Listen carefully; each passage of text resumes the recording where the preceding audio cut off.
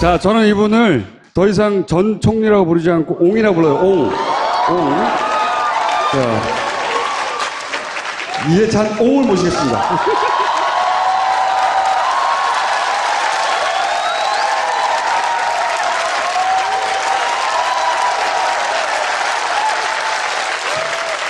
전 총리 정도의 명칭으로는 이제 안 될 것 같아요. 옹. 네.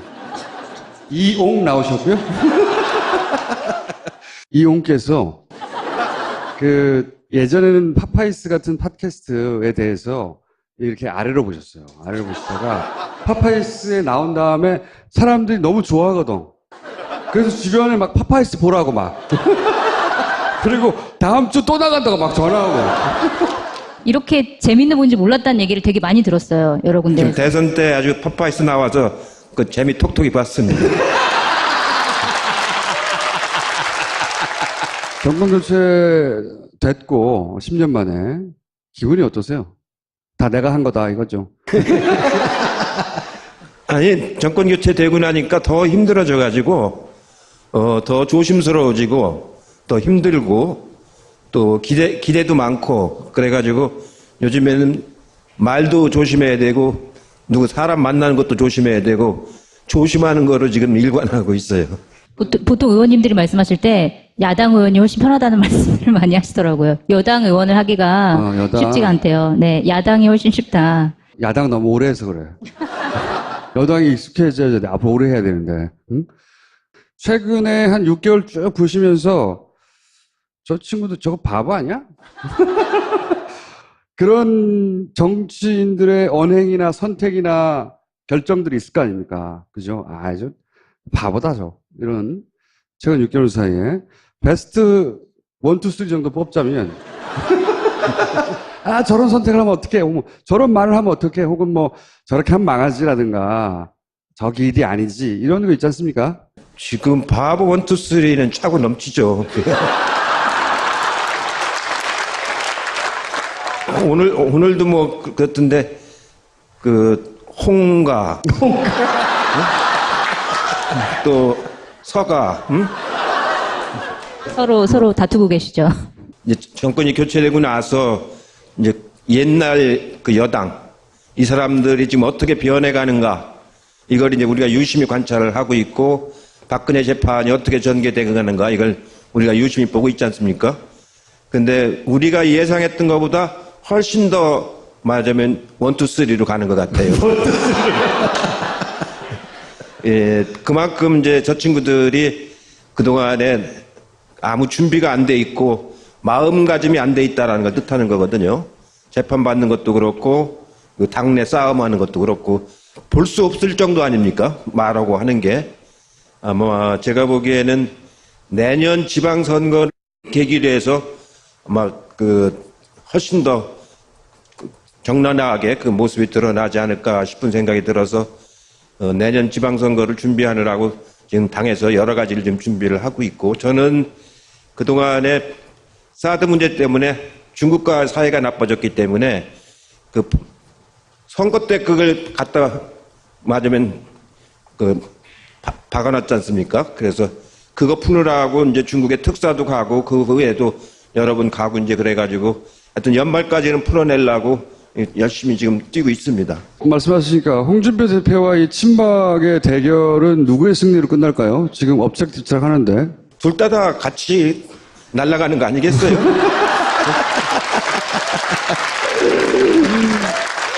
그러면은 그 다음 두 번째 야당 국민의당 사정도 좀 복잡한데 안철수 대표하고 비안 혹은 반안의 대결은 어떤 형국으로 흘러갈까요? 제가 이제 좀 말하기가 좀 조심스러운 게 선거 때 같으면은 이제 좀 이렇게 서로 공격도 하고 이제 그랬는데 지금은 이제 어차피 거기는 연대를 해야 될 대상이라서 좀 나쁜 말은 안 하는 게 좋을 것 같아요.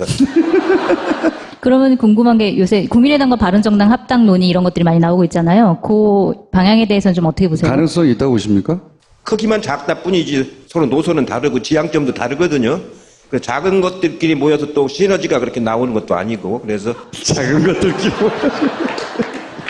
제가 보기에는 그렇게 우리가 의식할 정도의 대상들은 아닌 것 같아요.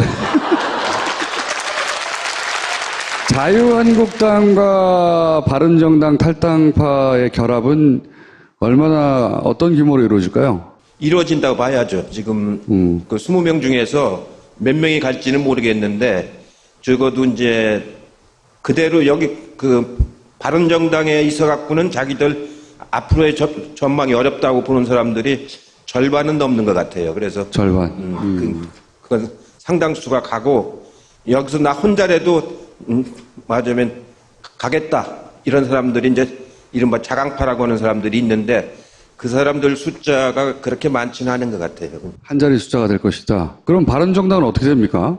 아마 저렇게 되면 교섭단체가 이제 무너지고 이제 당이 거의 존속하기가 이제 어렵게 되겠죠. 더군다나 내년 지방선거에서 자기들이 얻을 수 있는 데가 별로 없지 않습니까? 그러니까 내년 지방선거가 끝나고 나면은 거의 매우 어려워지지 않을까 그렇게 생각이 들죠. 그러면 지방선거를 기점으로 해서 이제 다시 한번 정계 개편 같은 게 일어날까요?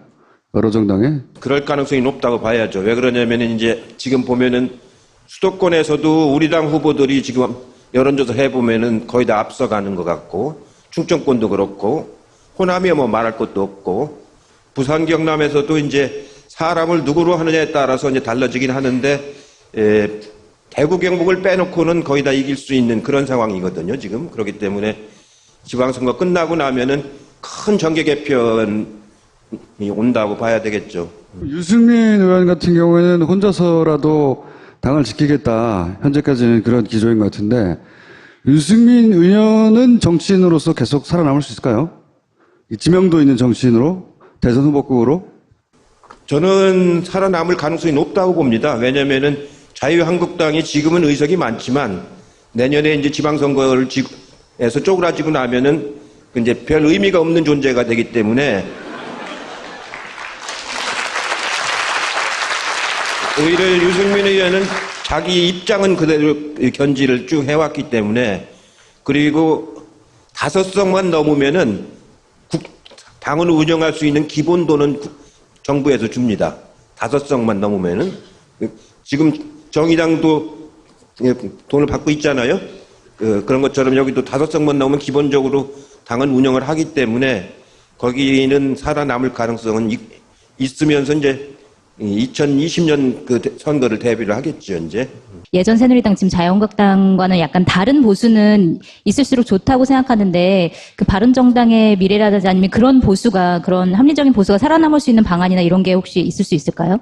지금 이제 바른정당 중에서 그 한 절반 정도 되는 사람들은 개별 하나하나 이렇게 보면은 비교적 의식도 괜찮은 편이고 생각은 보수적인데 기본 의식이 그리고 이제 정치하는 사람은 매일 중요한 게 뭐냐면 퍼블릭 마인드인데 퍼블릭 마인드가 있어요. 이 사람들은 이렇게 보면은 누구라고 이름은 얘기 안 하겠지만 이름 좀 얘기해 주세요.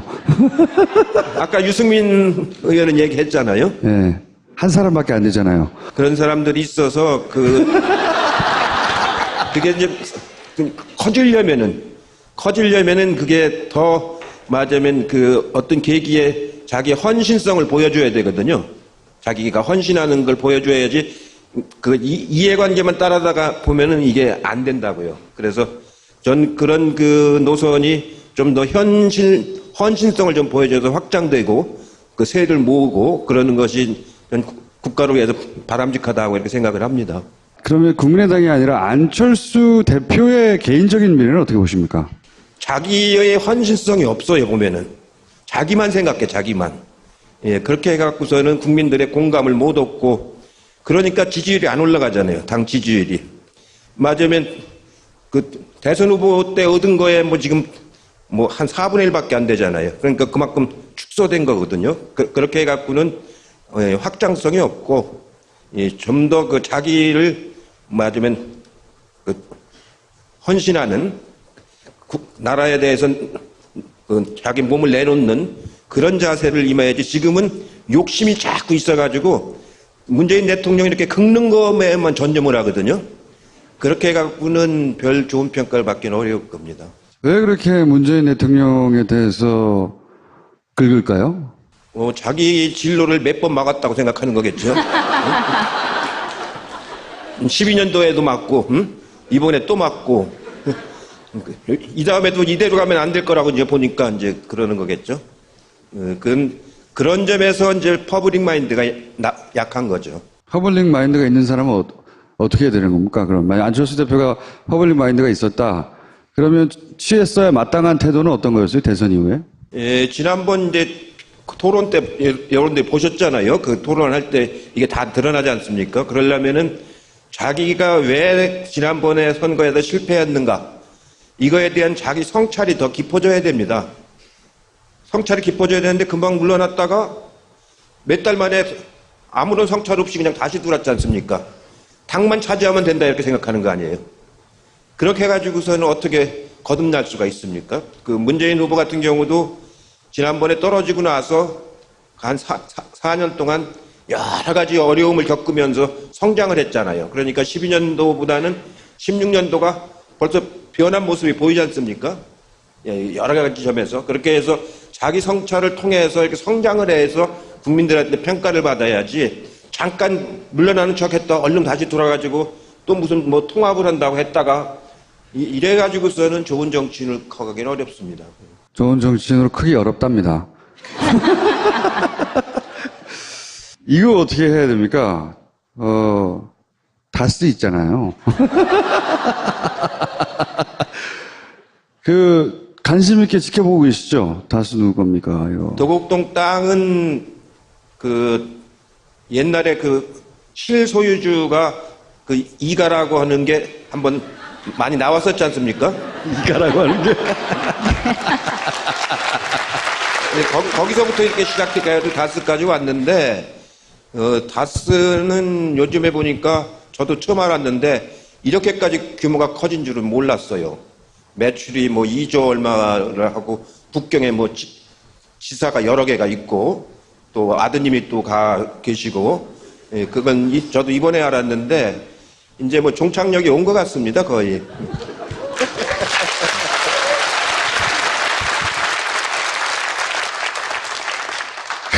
최종 종착역은 뭐가 될까요? 우리 이명박 전 대통령의 최종 종착역은? 윤석열 지검장이 법률적인 검토를 해보겠다고 그랬잖아요. 법률적인 검토라고 하는 거는 검찰이 법률적인 검토를 한다는 건 심각한 문제거든요. 검찰이 법률적인 검토하는 것은 이 기소 여부를 판단하는 겁니다. 기소 여부를. 근데 실체는 거의 이제 종착역이 왔고 법률적 판단만 남았다 이제 보여지기 때문에 제가 보기에는 501호가 생길지도 모르죠.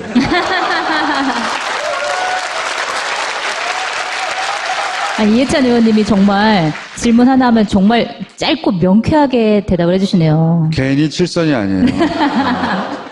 최순실 재산 추적 환수 이것도 하긴 해야 되지 않습니까? 지금 잠시 사실은 여러 가지 일들에 밀려가지고 참 잊혀지고 있는데. 지금 추적을 하고 있죠. 우리 당에 또 그거 환수하는 특별위원회가 지금 발족을 했고, 또 몇 사람들이 독일에 가서도 지금 이렇게 탐문도 하고 그렇게 해서 하는데, 원체 오래된 건이라서 그렇게 쉽지는 않은 것 같아요, 보니까. 그러고 독일에는 조직적으로 그걸 이렇게 비호하고 지원하는 그룹들이 몇 개가 있더라고요, 보니까. 그래서 쉽진 않은데, 하여튼, 아까 내가 여기 들어오다가 주진우 기자 이렇게 만났는데, 주진우 기자도 열심히 하고, 안민석 의원도 열심히 하고, 안원구 국대청 출신도 아주 열심히 하고 이제 그러는데, 당에서도 이제 그분들을 많이 지원을 해서, 하여튼, 환수할 수 있는 그런 준비를 하려고 지금 노력을 하고 있습니다. 문재인 정부도 앞으로 이제 4년 반, 반드시 부딪힐 수밖에 없는 문제들이 있죠. 난관들이 있을 거 아닙니까? 그 중에서 이런 난관은 큰 난관일 것이고, 잘 준비하고 잘 넘어가야 된다. 그런 거 한두 가지 정도만 짚어주세요. 제일 어려운 게 아마 제가 보기에는 남북 관계일 겁니다. 이제 지금 북쪽이 거의 핵 개발을 거의 종료하기 직전까지 온 것 같거든요. 지금 실험하는 수준을 보면은 실어 나르는 미사일도 거리는 충분히 이제 확보를 한 것 같고 얼마나 정확하게 이제 하느냐 이런 기술적인 문제가 좀 남아 있는 것 같기 때문에 그런 나라를 상대로 해서 이제 우리 안보도 지키고 그걸 북핵을 동결을 시키고 이렇게 한다는 게 그렇게 쉬운 일이 아닙니다. 아주 굉장히 어려운 일인데, 그거를 하여튼 중국하고 이렇게 보조를 맞춰서 중국하고 그 다음에는 우리하고 이해관계가 똑같아요. 보조를 맞춰가지고 그 문제를 풀어내는 그런 노력들을 이제 해야 되고, 그래서 사드 문제 가지고도 이제 여러 가지 사이가 나빴지만 그 문제를 풀어가지고 금년 중에는 이제 풀어내서 내년부터는 이제 한국하고 중국이 공동으로 북핵 문제를 대응할 수 있도록 하는 것이 제가 보기에는 이제 제일 중요한 문제 중에 하나고요. 그 다음에는 이제 일자리 만드는 겁니다. 젊은 사람들 일자리 만드는 건데 그게 그렇게 간단한 문제가 아니거든요. 유럽에서 보면은 90년대부터 일자리가 줄어들기 시작을 해서 여러 가지 방식으로 접근을 했는데 결국은 그렇게 많이 만들어지는 건 아니에요. 그래서 우리도 이제 예산도 투입도 하고 법도 바꾸고 일자리 나누기도 하고 시간도 줄이고 뭐 여러 가지 방식을 동원해서 해야 되는데 결과적으로 보면 쉽지는 않아요. 그게. 근데 그 부분이 이제 그러려면은 뭘 해야 되냐면 사회 대통합하는 대협약이 맺어져야 되거든요. 그러니까 전체적으로 보면 협약을 맺은 나라들은 되게 성공을 했고 스웨덴이라든가 핀란드라든가 뉴질랜드라든가 이런 사회적 협약이 잘 된 데들은 되게 성공을 했고 사회적 협약이 잘 안 된 데들은 크게 성공을 못 했거든요. 그런 게 우리가 지금 굉장히 어려운데 어제도 민주노총이 참여 안 한 것처럼 이 사회협약을 끌어내기까지 굉장히 어려운 일이거든요. 그 부분이 아마 제가 보기엔 두 번째로 좀 어려운 부분일 거라고 생각을 합니다. 아까 자유한국당 말씀하시면서 지방선거 이후에 국민적인 지지가 굉장히 떨어질 것이다라고 말씀하셨지만 사실은 총선이 굉장히 오래 남았고 의석수는 가지고 있는 거잖아요. 근데 자유한국당이 본인들이 이제 고립되면 고립될수록 할 수 있는 행동이 공격하는 것밖에 더 날카롭게 공격하는 것밖에 없을 것 같은데 어쨌든 문재인 정부가 성공을 하려면 여러 가지 개혁 정책이나 아니면 이런 법안들을 통과를 시켜야 될 텐데 국회에서의 이런 관계라든지 이런 것들은 어떻게 해나가야 되는 건가요? 국회도 180석 이상이 있어야 법을 마음대로 이제 할 수가 있는데 우리가 국민의당하고 합쳐도 180석은 안 되거든요. 그러니까 정의당까지 합쳐도 170석도 안 되거든요. 그러니까 굉장히 어렵습니다. 그러니까 자유한국당만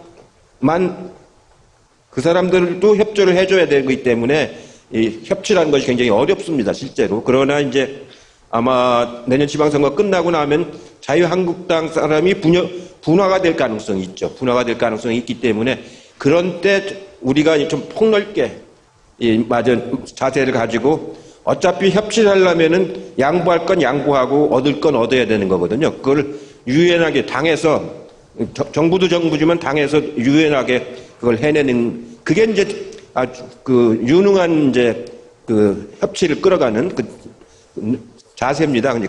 그 대목은 지금까지 많이 안 해봐서 익숙치 않은데 그건 김대중 대통령 같은 분이 그걸 잘 하세요. 그러니까 인내심을 가지고 설득도 하고 이렇게 그런 것을 우리가 아마 내년 하반기부터는 많이 해내야 될 겁니다. 그리고 이제 중국 얘기하셨는데 이제 대북 문제를 풀려면 미국도 있잖아요. 트럼프는 미쳤나요?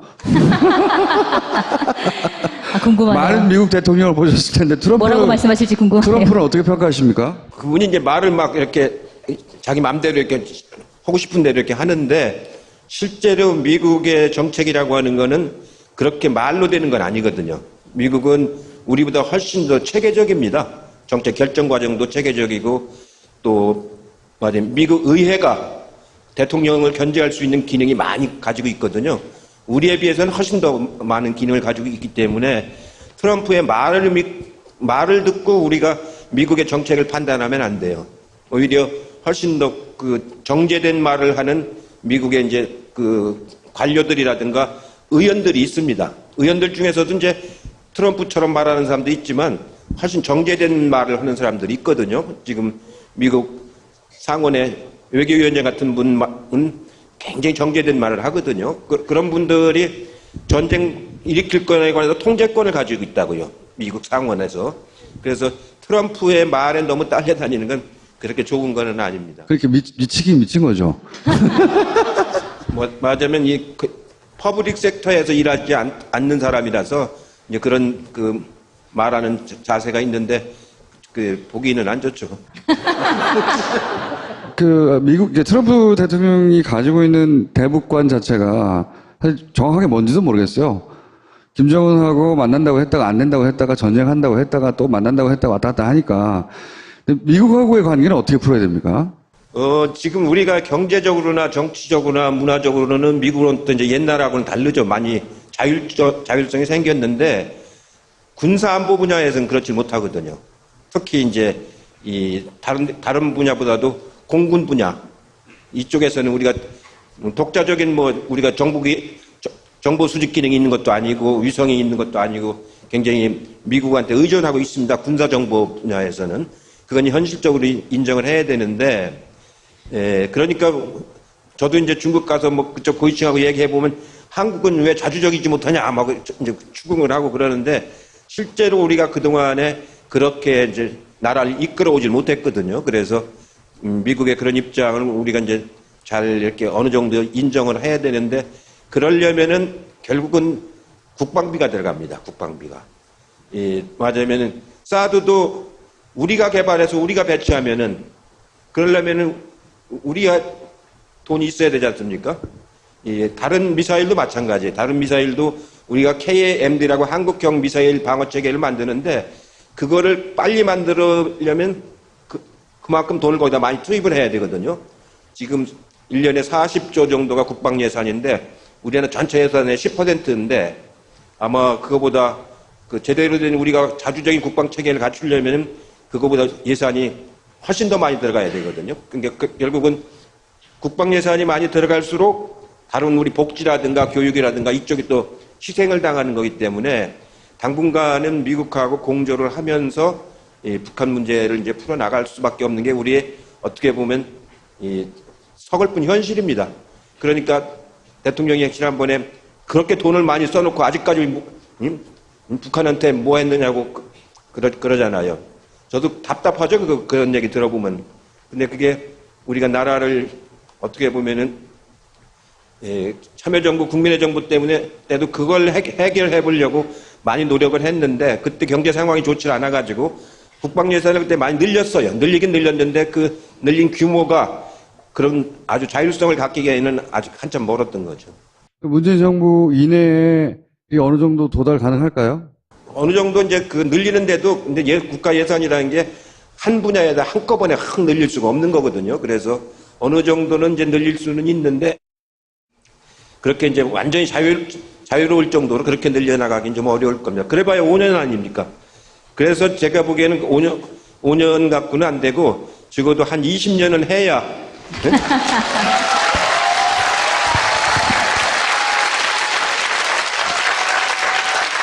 근데 그 정도는 해야 나중에 불가역적으로 거꾸로 가지 않을 정도로 이제 진도가 나가줘야 비로소 정착이 되는 거거든요. 그래서 제 생각으로는 한 정권을 절대로 이제 안 뺏기고 한 20년은 가야 된다고 생각합니다. 차기나 차차기 대권 주자로서 가장 믿음직한 사람이 누구라고 생각하시나요? 우리 당 쪽에는 예비 군들이 많아요. 지금 지난번에 출마했던 사람들도 있고 출마는 안 했지만 또 그만한 역량을 가진 사람들도 있고 출마 안 했지만 그만한 용의 가진 사람이 혹시 누가 있을까요? 박원순, 이재명, 안희정 세 분은 빼고 네.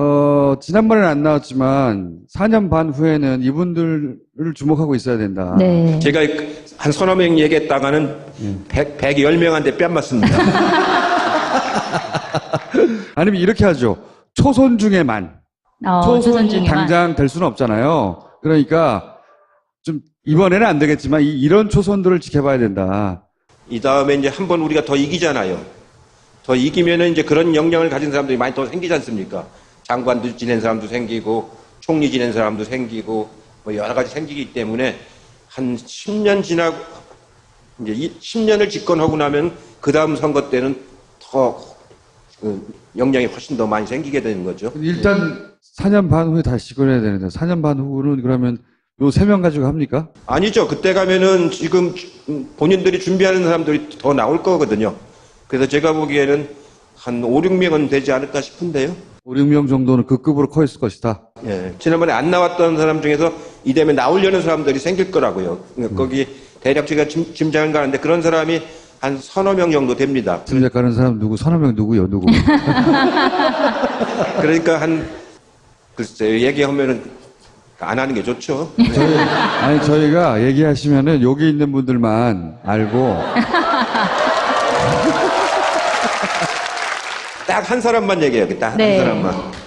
제가 여기를 왜 나왔느냐면 그 사람이 부탁을 해서 나왔어요.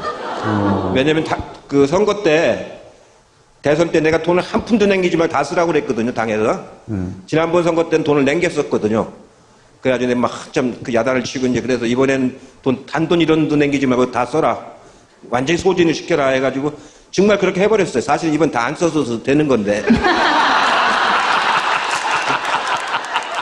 그래가지고 당에 지금 돈이 없어가지고 절 보고 후원회장을 맡으라는 거예요. 응? 저는 돈하고 별로 관계가 없는 사람인데 후원회장을 맡아가지고 소액 다수로 우리는 이제 대기업들 돈을 안 받으니까 소액 다수로 10만 원 내면 10만 원 세액공제 해주는 게 있잖아요. 예, 그걸 이제 가서 모아가지고서 50억을 만들으라는 거예요. 그걸 부탁하라고 여기 팟캐스트에 파파이스에 가서 그러니까 파파이스 나가서 돈 벌어오라고 지금. 그분이 누구겠어요? 예? 여러분이 상상을 해보세요. 그래서 제가 여기 나온 겁니다, 오늘. 추미애. 추미애가 지금 당대표거든요. 그러니까 당대표가 명령하면 우리는 이제 따라야 되거든요. 추 대표가 다음 대선에서는 아마 직접 출마할 것이다. 본인이 헐라고 마음을 먹을걸요? 먹을걸요. 지금 뭐 국회의원이나 뭐 그것만 헐라고는 안 할 거 아닙니까? 왜냐면은 국가를 운영하고 그런 개인적인 비전이 있으니까 국회의원을 시작한 거거든요. 그래서 그건 너무 자연스러운 거고. 안민석 의원은 어떻습니까? 안민석 의원. 수도권에서 내리사서는 게 쉽진 않죠. 근데 저처럼 6번 한 사람도 있는데.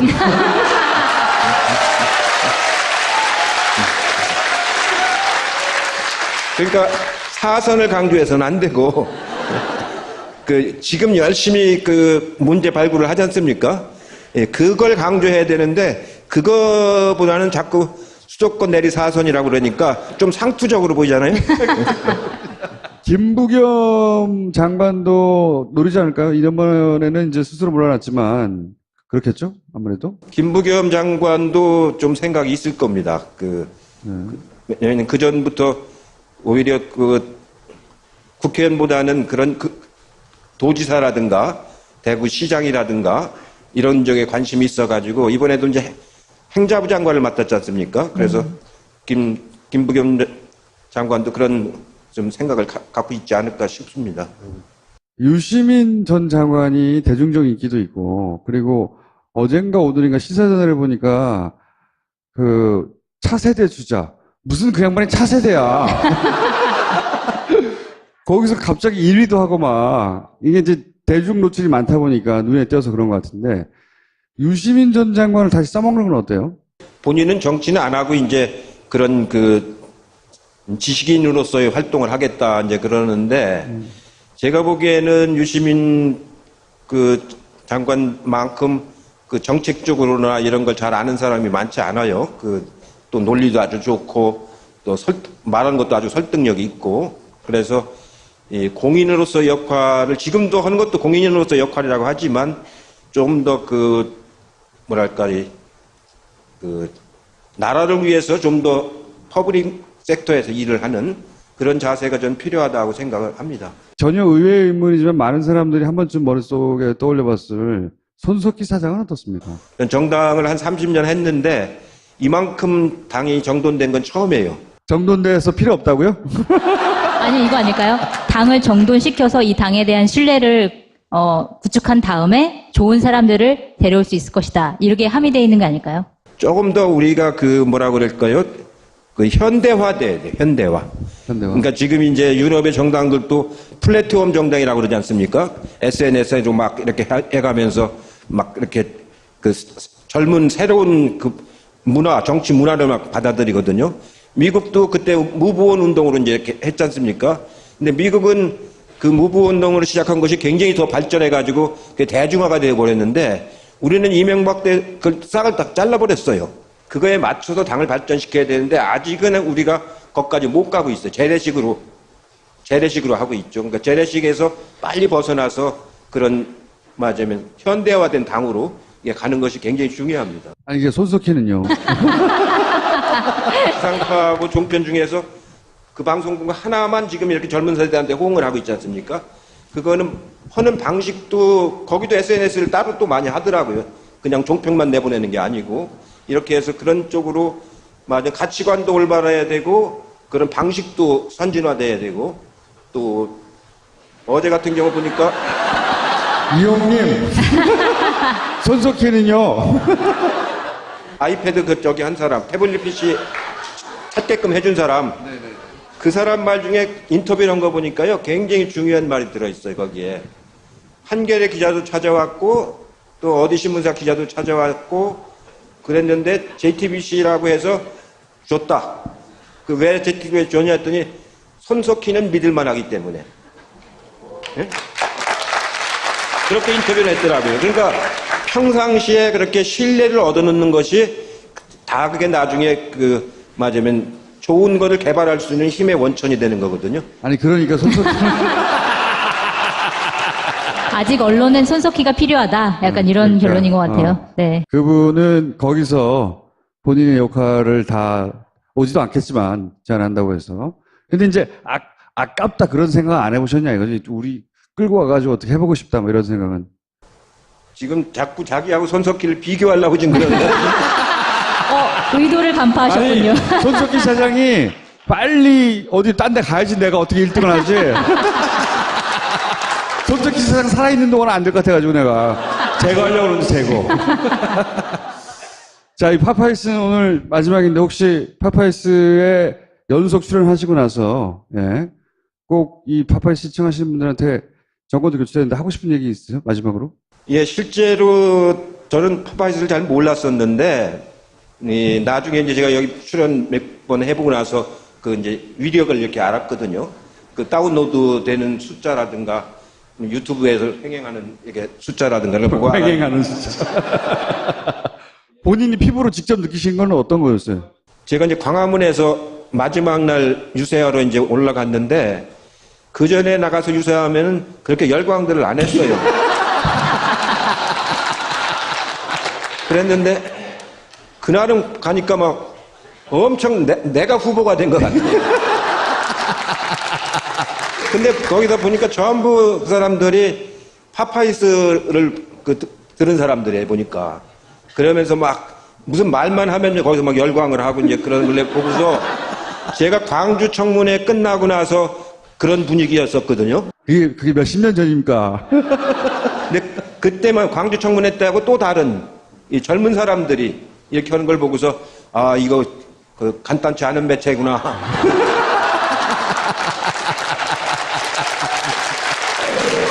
지난 대선 때 격주로 한 번씩 나오셨고, 격주로 한 번씩 나오실 때마다 전국을 정말 정확하게 분석을 하셨고, 실제 그 이후의 전국도 다 예언하신 대로 흘러갔어요. 그렇잖아요?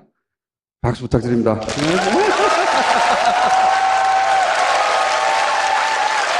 저 꼭 부탁드릴게요. 제가 우리 당 후원회장이라서 후원금 좀 많이 보내주세요. 적어도 이제 그대로 여기 그 바른정당에 있어갖고는 자기들 앞으로의 전망이 어렵다고 보는 사람들이 절반은 넘는 것 같아요. 그래서 절반. 그건 상당수가 가고 여기서 나 혼자라도 맞으면 가겠다 이런 사람들이 이제 이른바 자강파라고 하는 사람들이 있는데 그 사람들 숫자가 그렇게 많지는 않은 것 같아요. 한 자리 숫자가 될 것이다. 그럼 바른정당은 어떻게 됩니까? 아마 저렇게 되면 교섭단체가 이제 무너지고 이제 당이 거의 존속하기가 이제 어렵게 되겠죠. 더군다나 내년 지방선거에서 자기들이 얻을 수 있는 데가 별로 없지 않습니까? 그러니까 내년 지방선거가 끝나고 나면은 거의 매우 어려워지지 않을까 그렇게 생각이 들죠. 그러면 지방선거를 기점으로 해서 이제 다시 한번 정계 개편 같은 게 일어날까요? 여러 정당에? 그럴 가능성이 높다고 봐야죠. 왜 그러냐면은 이제 지금 보면은 수도권에서도 우리 당 후보들이 지금 여론조사 해보면은 거의 다 앞서가는 것 같고, 충청권도 그렇고, 호남이 뭐 말할 것도 없고, 부산 경남에서도 이제 사람을 누구로 하느냐에 따라서 이제 달라지긴 하는데, 대구 경북을 빼놓고는 거의 다 이길 수 있는 그런 상황이거든요, 지금. 그렇기 때문에 지방선거 끝나고 나면은 큰 정계 개편이 온다고 봐야 되겠죠. 유승민 의원 같은 경우에는 혼자서라도 당을 지키겠다. 현재까지는 그런 기조인 것 같은데, 유승민 의원은 정치인으로서 계속 살아남을 수 있을까요? 이 지명도 있는 정치인으로? 대선 후보급으로? 저는 살아남을 가능성이 높다고 봅니다. 왜냐면은 자유한국당이 지금은 의석이 많지만 내년에 이제 지방선거에서 쪼그라지고 나면은 이제 별 의미가 없는 존재가 되기 때문에 오히려 유승민 의원은 자기 입장은 그대로 견지를 쭉 해왔기 때문에, 그리고 5석만 넘으면은 당을 운영할 수 있는 기본도는 정부에서 줍니다. 5석만 넘으면은. 지금 정의당도 돈을 받고 있잖아요.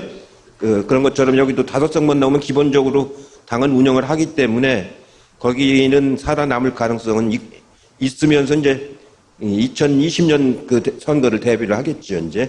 예전 새누리당 지금 자유한국당과는 약간 다른 보수는 있을수록 좋다고 생각하는데 그 바른정당의 미래라든지 아니면 그런 보수가 그런 합리적인 보수가 살아남을 수 있는 방안이나 이런 게 자, 저는 이분을 더 이상 전 총리라고 부르지 않고 옹이라고 불러요. 옹. 자, 이해찬 옹을 모시겠습니다.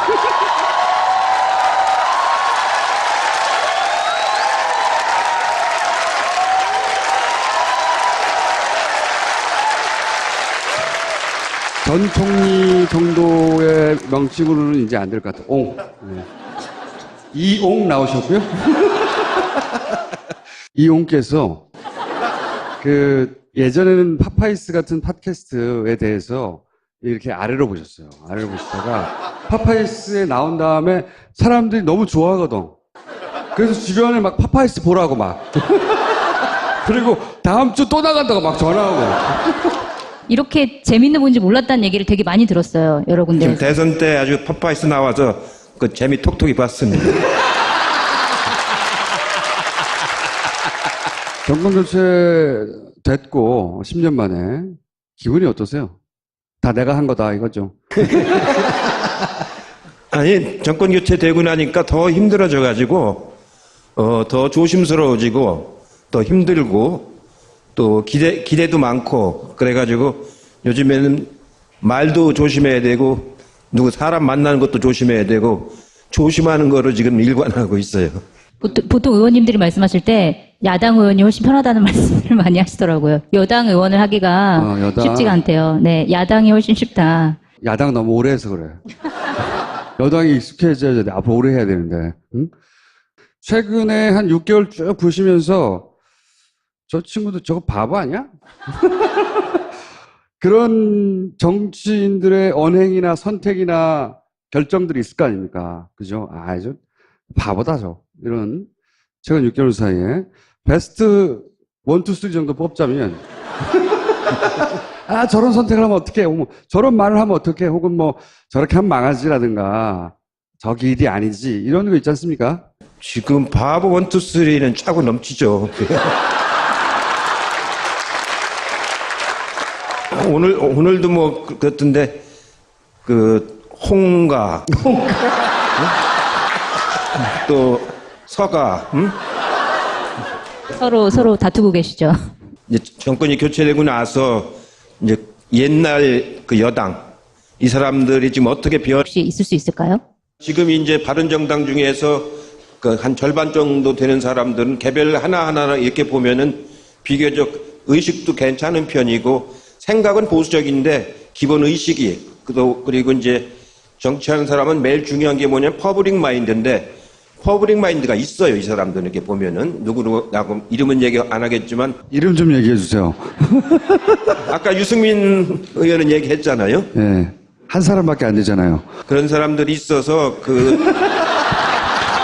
이제 커지려면은 그게 더 맞으면 그 어떤 계기에 자기 헌신성을 보여줘야 되거든요.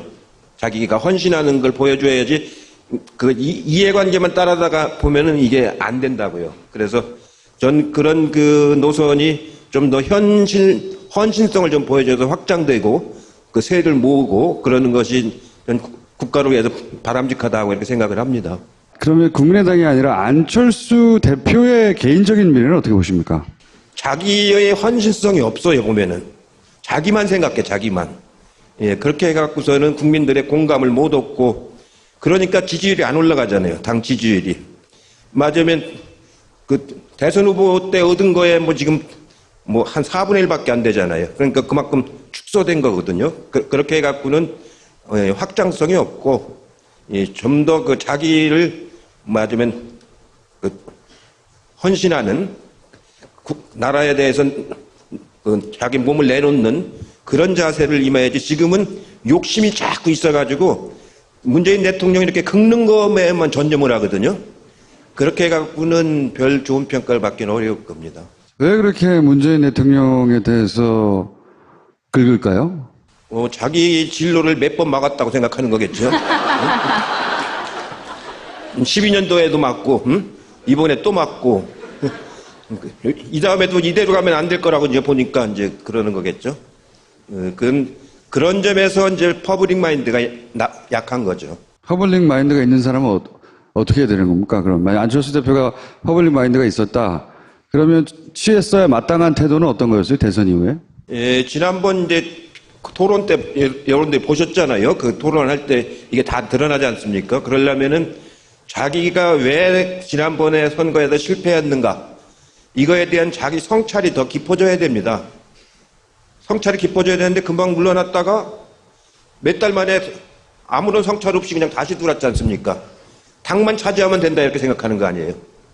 그렇게 해가지고서는 어떻게 거듭날 수가 있습니까? 그 문재인 후보 같은 경우도 지난번에 떨어지고 나서 한 4년 동안 여러 가지 어려움을 겪으면서 성장을 했잖아요. 그러니까 12년도보다는 16년도가 벌써 변한 모습이 보이지 않습니까? 여러 가지 점에서. 그렇게 해서 자기 성찰을 통해서 이렇게 성장을 해서 국민들한테 평가를 받아야지 잠깐 물러나는 척 했다 얼른 다시 돌아가지고 또 무슨 통합을 한다고 했다가 이래가지고서는 좋은 정치인을 커가기는 어렵습니다. 좋은 정치인으로 크기 어렵답니다. 이거 어떻게 해야 됩니까? 다스 있잖아요. 관심 있게 지켜보고 계시죠? 다스 누구 겁니까, 이거? 도곡동 땅은 옛날에 실소유주가 이가라고 하는 게 한번 많이 나왔었지 않습니까? 이가라고 하는 게? 거기서부터 이렇게 시작해가지고 다스까지 왔는데, 다스는 요즘에 보니까 저도 처음 알았는데, 이렇게까지 규모가 커진 줄은 몰랐어요. 매출이 2조 얼마를 하고, 북경에 지사가 여러 개가 있고, 또 아드님이 또 계시고, 그건 저도 이번에 알았는데, 이제 종착역이 온 것 같습니다, 거의.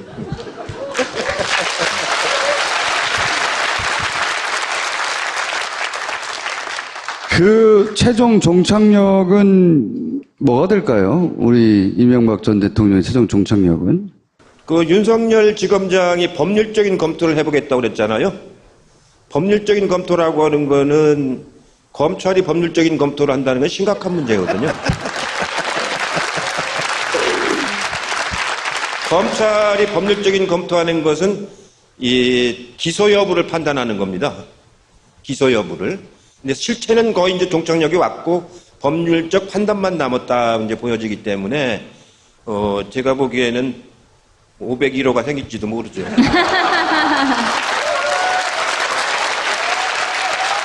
이해찬 의원님이 정말 질문 하나 하면 정말 짧고 명쾌하게 대답을 해주시네요. 괜히 칠선이 아니에요.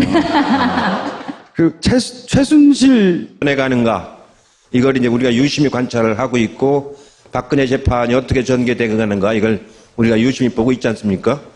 근데 우리가 예상했던 것보다 훨씬 더 말하자면 1, 2, 3로 가는 것 같아요. 예, 그만큼 이제 저 친구들이 그동안에 아무 준비가 안 돼 있고 마음가짐이 안 돼 있다라는 걸 뜻하는 거거든요. 재판받는 것도 그렇고 그 당내 싸움하는 것도 그렇고 볼 수 없을 정도 아닙니까? 말하고 하는 게. 아마 제가 보기에는 내년 지방선거 계기로 해서 아마 그 훨씬 더 적나라하게 그 모습이 드러나지 않을까 싶은 생각이 들어서 내년 지방선거를 준비하느라고 지금 당에서 여러 가지를 좀 준비를 하고 있고 저는 그동안에 사드 문제 때문에 중국과 사이가 나빠졌기 때문에 그 선거 때 그걸 갖다 맞으면 그 박아놨지 않습니까? 그래서 그거 푸느라고 이제 중국에 특사도 가고 그 외에도 여러 번 가고 이제 그래가지고 하여튼 연말까지는 풀어내려고 열심히 지금 뛰고 있습니다. 말씀하시니까 홍준표 대표와의 친박의 대결은 누구의 승리로 끝날까요? 지금 엎치락뒤치락 하는데. 둘 다 같이 날아가는 거 아니겠어요?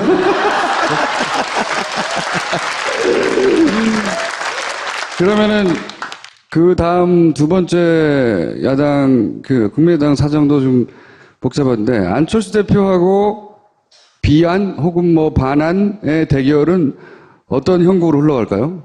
제가 이제 좀 말하기가 좀 조심스러운 게 선거 때 같으면은 이제 좀 이렇게 서로 공격도 하고 이제 그랬는데 지금은 이제 어차피 거기는 연대를 해야 될 대상이라서 좀 나쁜 말은 안 하는 게 좋을 것 같아요. 그러면 궁금한 게 요새 국민의당과 바른정당 합당 논의 이런 것들이 많이 나오고 있잖아요. 그 방향에 대해서는 좀 어떻게 보세요? 가능성이 있다고 보십니까? 크기만 작다 뿐이지 서로 노선은 다르고 지향점도 다르거든요. 그 작은 것들끼리 모여서 또 시너지가 그렇게 나오는 것도 아니고 그래서 작은 것들끼리 제가 보기에는 그렇게 뭐 우리가 의식할 정도의 대상들은 아닌 것 같아요. 자유한국당과 바른정당 탈당파의 결합은 얼마나 어떤 규모로 이루어질까요? 이루어진다고 봐야죠. 지금 그 20명 중에서 몇 명이 갈지는 모르겠는데